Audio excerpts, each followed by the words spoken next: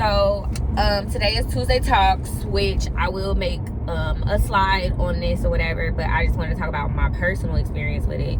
I have been seeing and hearing, and this was even before I graduated, how hard it is to find a job as a new grad. And it is. And I'm going to break down some of my thoughts behind it. You will find a job. It may not be the job you expected, but you will find a job. Also, your first job is not your last job. So your first job is really like you building on your skills. Like if we were in medical, it would be building up on your skill set. So it's the same thing with psych. It's building up on, like, you know, your case variety.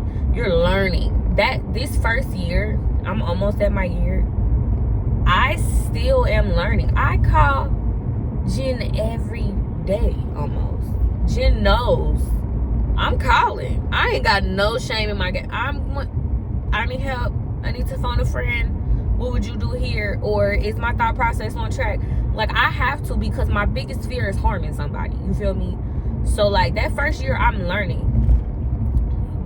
So what I have realized is that, you know, I'm blessed. How I landed my first job is different.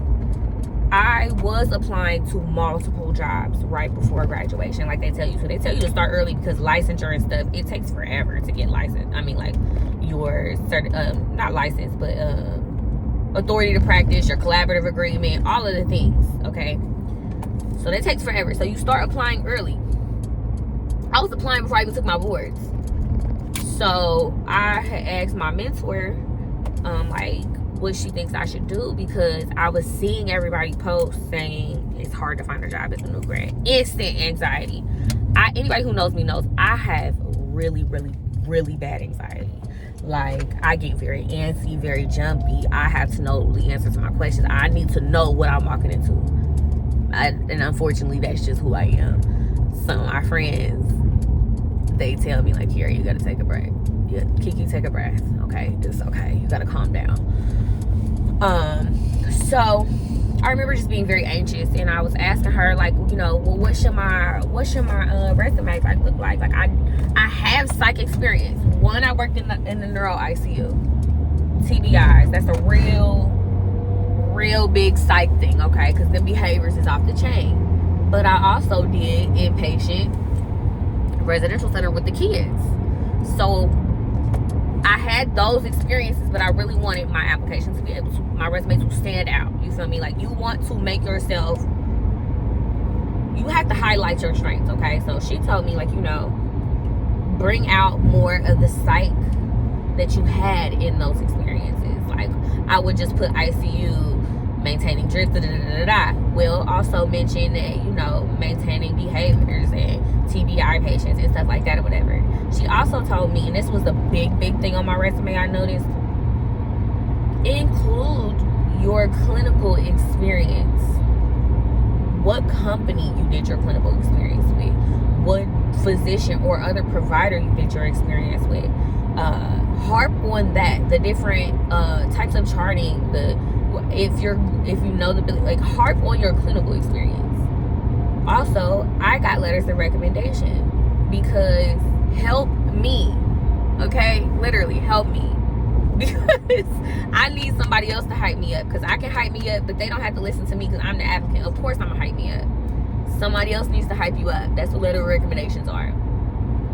Make sure whoever you're using as a recommendation is going to respond.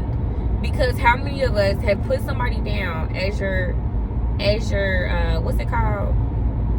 Your referral, or no, not referral, recommendation person or whatever, the person that's going to give a little review, how many of them don't respond?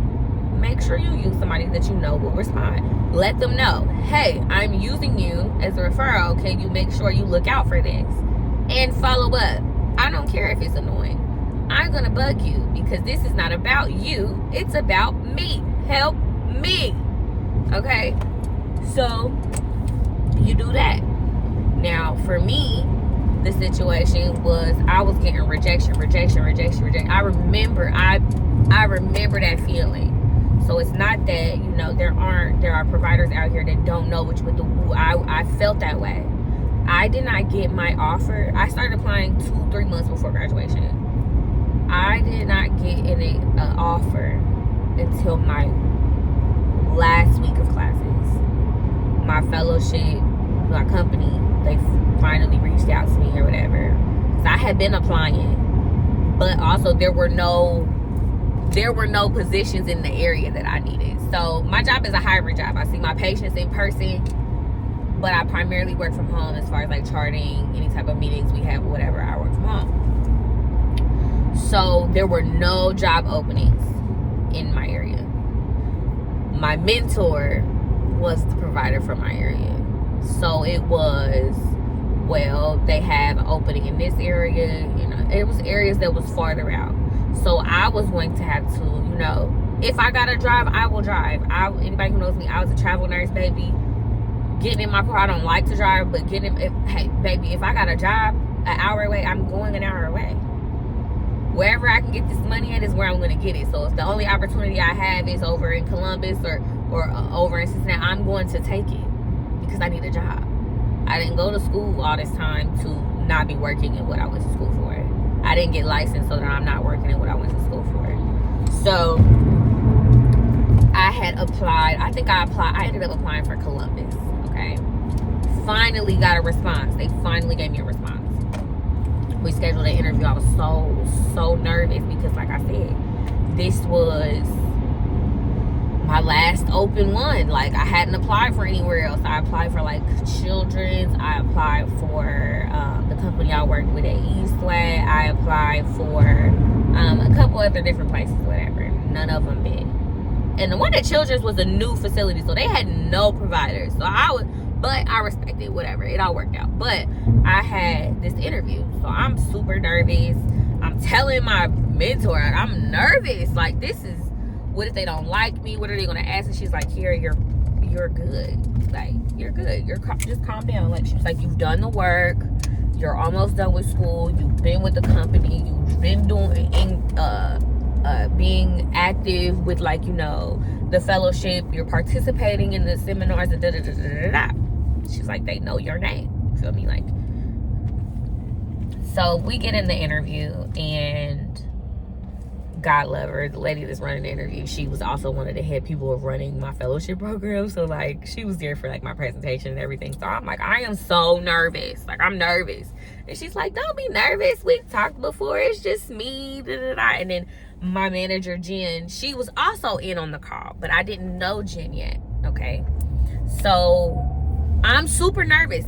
The interview went great. I mean, it was less like an interview and more of a formality to me. They asked me how I felt about, the new charting system. Have I had any struggles and stuff like that or whatever? And I harped on the fact that, during my fellowship, they decided to change EMRs. Oh, hated it.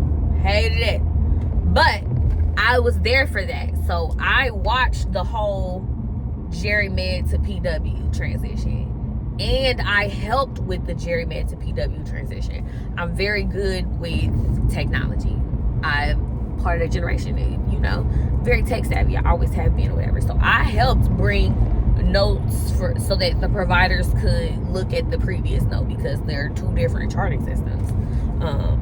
So I told her, like, I'm good with either one. Like, that was a contender. How many patients had you been seeing when you were with your mentor? That's a big question. What was your caseload at when you were in clinical? How many patients were you seeing a day? Because we have to average, I think on my end, we're supposed to average at least 20. That's the new one. It's 20. Now, that doesn't have to be 20 patients.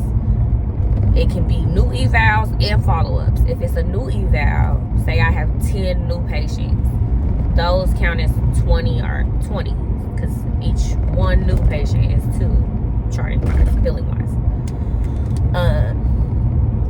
So I told her, and this was a big thing in my interview as well, that when I was with my mentor, I remember this vividly.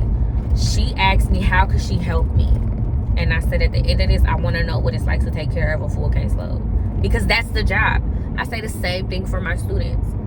When you get into 3rd and 4th term, You should be asking your instructor for more. You need to be trying to get that full caseload feeling, whether it be 5 med surge, 3 to 4 step down, or 2 ICUs. You need to know what that feels like, because that's the job. When I graduated, I had no clue. Same thing for my NP. I asked my mentor, I want to start slow. I started with 1 or 2, you know, and I would gradually up it. So after 6 months, I'm seeing 15 to 20 people by myself. She made sure I was hitting on all the things, tell me what I need to work on, tell me the things that she noticed in some of my notes, whatever, because I would do my note and then she would co-sign on it. Okay, so if it was something that needed changed, she would change it when she got home to do her stuff. Same thing. They asked me that in the interview. I told them, I was like, well, my goal was to start seeing full caseload, and I was seeing full caseload by the end. They loved that because they know that you can meet the requirements. Okay, now, yes, I received those rejections, but I did get a yes. Somebody gave me a chance. It was my fellowship that gave me a chance, but I worked really, really hard. You feel me? Like, I had to prove myself. Now, you don't want to just get any job. Okay, a lot of the times you're not getting rejection because they don't think that you can do it, because they think that your education is inadequate. You're not getting rejection because of that. You're getting rejection because they know they don't have the resources for a new grad provider. They don't have that mentorship for you, which in the end is better, okay? Because without that, you're more likely to make huge mistakes that could have been missed if you had a mentor. Like for my job, I still am in close contact with my mentor. That's my girl. She took me out for drinks when I passed my boards. Like, that's my girl. My manager, I trained with my manager. That was really scary. I trained with my manager. That was terrifying. But I call her every day. Like, there's not a day that I don't call Tina usually. Bless her heart, because I got questions. I need help. I need to phone a friend. Am I on the right track? Should I try this? Should I do that? What does this look like to you? That's me. And I'm almost a year in, because my biggest fear is harming somebody. So I had those things, though. Even my company now, when I first graduated, whatever, yes, I have my manager, yes, I have my mentor, but we also have this huge Teams channel where we all be like, how y'all feel about this? What would you do? And even our medical director will chime in and tell us, like, I would do this, or look for this, or maybe try this. Somebody else might have a different perspective than you if what you're doing is not working. That's what you are looking for when you are looking for a new job, with a job. These jobs are not rejecting you because you're not good enough. They're not rejecting you because you don't have experience necessarily. They're rejecting you because they don't have the resources for you to be the best version of yourself. So your first job might not be the job you thought you was gonna get. Okay, it might not be the pay that you thought you was gonna get, but it'll allow you to get into the door, and then you will build yourself up so that you can have the job that you want. Did I think that I was about to be in a post-acute care when I started my fellowship? No, I didn't even know what it was. I had no clue that this is what I was signing up for, that fellowship. I had no clue I was going into nursing homes. I was in shock at first. I was in shock because what is this? But once I did it, because I asked Angela, I said, your job is kind of sad. I think your job's kind of sad. And she was like, oh, it's me and Angela, my mentor. We met in the IC. We worked together. We were on a travel contract together. That's how I met her. And it was random. She was like, oh yeah, we was in the break. She's like, oh yeah, I just finished school. You know, I'm about to start with such and such company as a fellow, and then they're gonna hire me on da-da-da-da. I'm like, oh, that's turn. She was like, come find me when it's time for you to find a preceptor. I'm like, all right, cool. Angela quit like the next day. Bro, like she gonna leave. But she was done. And so that's how I ultimately got my job. That's why I'm so grateful for her, because she put me into the room in an area I never even considered.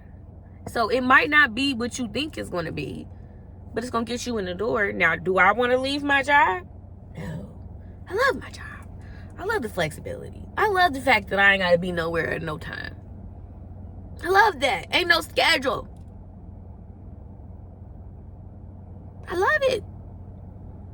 If I got a doctor's appointment in the morning, I'm gonna go see my patients in the afternoon. Like, you know, I love it. I'm not going nowhere.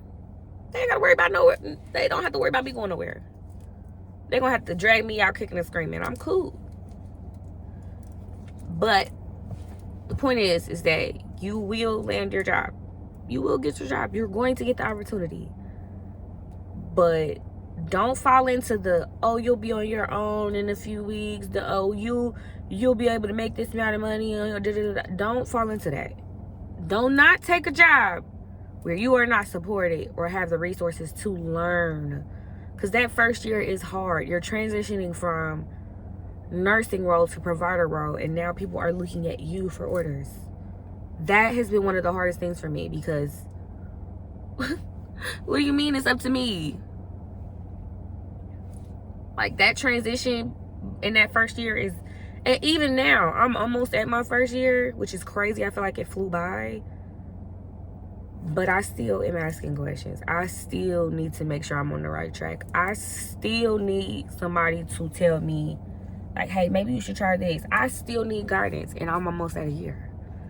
And they tell me that ain't gonna, I'm not gonna feel differently until 3 years. So I still feel like I just graduated and these people got me doing a big kid job. But all in all, I will say that I'm not calling Jen multiple times a day now. Maybe once a day. And if Jen don't answer, I'm calling Angela. And if Angela don't answer, I'm calling Jen. Like, both of them, they see my name, they know I got a question. I got a question, I need help. But that's what they're there for. So it's like, you know, you will get your job. You will get your job. It's gonna come. But make sure that job is the best fit for you. And don't get into no scamming jobs. Kind of be weary. Also, 1099 is very hard as a new grad because you start from scratch. So I personally wouldn't do it. But if that's the opportunity that's being presented to you, you better market yourself like you never marketed before. Okay? So that's Tuesday Talks. Tomorrow is Wisdom Wednesdays. I have no clue what the topic is yet. I made a lot of different topics to go over. I'm going to go through it today and I will decide tonight. But if you don't take anything else from this video, and I don't even know who's going to watch it, just be patient. Do not lose hope or give up on yourself. Because I would not be here if I had allowed those rejections in the beginning to keep me from still trying. And also, it was the best thing for me because my job now, I feel very supported. I feel like they got my back. I feel like I can be myself. And I really do enjoy my job. We do be hiring though. It's just only in certain areas. So right now we're primarily, I want to say we primarily in the Midwest. Eventually I'm hoping that we will branch off over into different states. And you know, listen baby, when that happens, I will let y'all know. I promise. Because mind care, they ain't put up. But y'all have a blessed day. I'm done talking. See y'all later.